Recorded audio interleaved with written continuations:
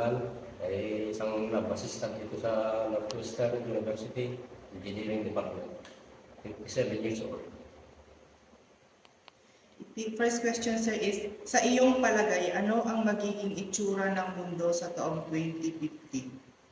Unang-una sa lahat, nakita naman natin sa mga internet at social media, babago na talaga, lalo na yung mga technology. Sa taon na yun siguro, marami na siguro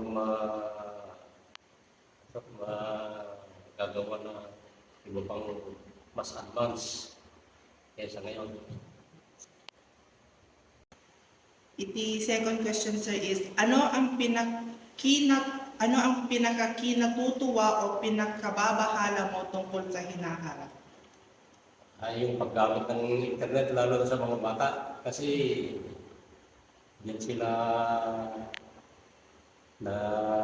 nabibisi sila sa pag-internet kaysa yung pag-aaral.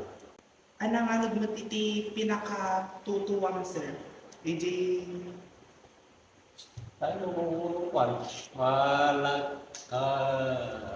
Sa mga nataang araw, meron na invento na kakaiba ng mga tao. Lalo na sa maritime, meron na mga gumagamit ng solar sa mga ibang barko. At saka yung sa mga kanila, makinarya nila. Last question, sir. What advice would you give to the youth today about creating a better future? Mag-aral lang ng mabuti, tapos disiplina sa sarili, at alagaan yung health nila. Yun lang, kasi ang health naman yun ang pinaka-importante. Kahit na matalino, masipag mag-aral, kung hindi naman maganda yung pangangatawan, inaabuso, yan ang iba na sige lang inom, sigarilyo. Saka ingat lang sa katawan ko talaga. Yung pinaka-importante. Yung pag-aaral, kapag-aaral ka din, kahit na hindi agad-agad na makuha yung pinapag-aral, makukuha rin yun. May mga iba naman dyan na slow learner. May iba naman talaga na biyayaan ng magandang utak. Yan lang. Thank you, sir. The excitement over future possibilities juxtaposed with anxieties about the present impact of technology.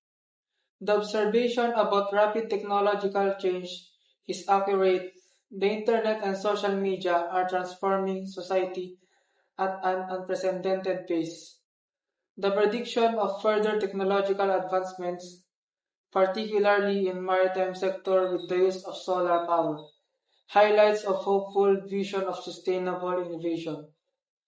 This optimism, however, is tempered by a valid concern: the potential negative impact of excessive internet use on children's education. The statement reveals an understanding of the dual nature of technological progress, its capacity for both immense good and potential harm.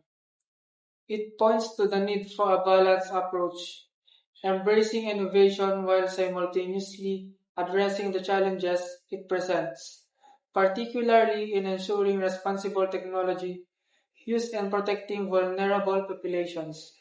The reflection implicitly calls for proactive measures, such as digital literacy programs and responsible technological development, to mitigate potential harms and maximize the benefits of technological advancements.